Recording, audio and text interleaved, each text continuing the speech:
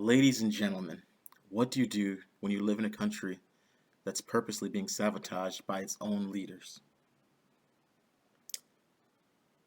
Joe Biden has vowed to, his first day, bring in 11 million immigrants. That number is going to be a little different because 11 million legal immigrants will also allow another 5 to 10 million illegal immigrants to come in, plus any dependents they have, whether that's children, elderly family, or just any random relative they want to bring in. So he's doing this at a time where Americans aren't allowed to open their own businesses. We're not allowed to go outside. Our financial system is already straining under the weight of the lockdown. They're doing this at a time where they told us to stay inside because our medical system wouldn't be able to handle an overwhelming amount of people coming to hospitals. Now they're allowing 11 million plus people that don't have the same values and same loyalties and same ethics that Americans do. What this is going to do is this is going to completely undermine what Donald Trump built within a day.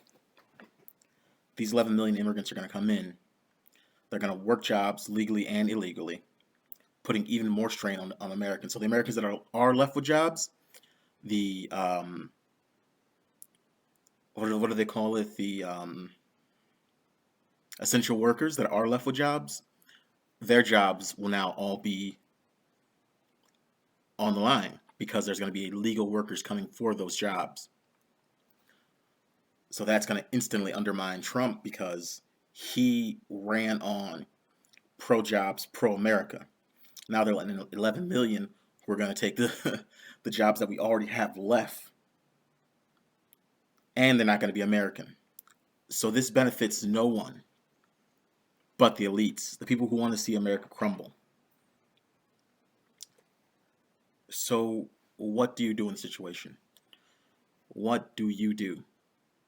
Mr. Biden will ask Congress to provide a pathway to citizenship for an estimated 11 million undocumented immigrants on his first day in the Oval Office.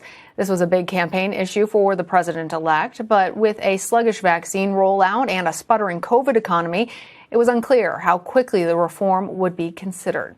If he wades into this left-wing kookville about opening the borders and giving everybody amnesty, he's going to pay a pretty big political price for that. Common sense tells you during a pandemic, when you're checking people across state lines and checking people at airports, you don't let waves of illegal immigrants cross the southern border from countries that have very poor healthcare systems. On top of all that, they're planning on completely abolishing ICE. They'll no longer have immigration raids. They want to do away with that. They want to get rid of the policy we have that allows violent offenders who get deported to come back. So if you commit a crime, all you got to do is hit the border, then come right back. They want to also get rid of any tangible deportation laws that we have on the books for committing any crimes, whether that be speeding tickets or murder.